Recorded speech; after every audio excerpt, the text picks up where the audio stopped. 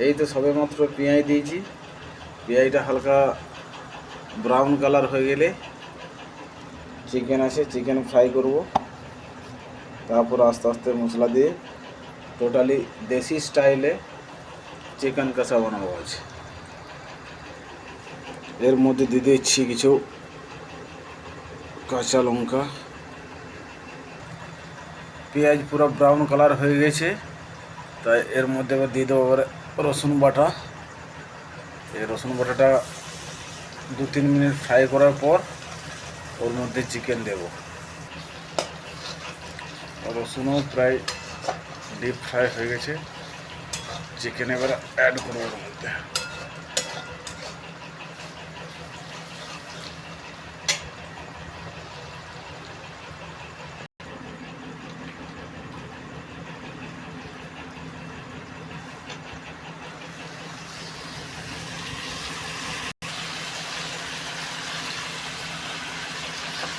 এখন মশলা ছাড়াই চিকেনটা যতক্ষণ না ড্রাই হচ্ছে, চিকেনের নিজস্ব জল না মরা পর্যন্ত আমি এভাবে ফ্রাই করে যাব।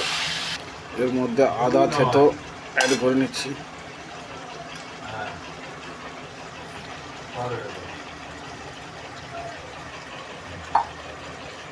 আদা থেতো মিনিট 2 নাড়িয়ে নিচ্ছি। এখন এমনি কোনো মশলা এখনও দেওয়া হয়নি, তাই চিকেনের কালার পুরো সাদা সাদা হয়ে আছে। এটা চিকেনটা পুরো রসুন পেঁয়াজ আদা দিয়ে শুধু ফ্রাই করা হলো। এরপর মশলা এর মধ্যে অ্যাড করব।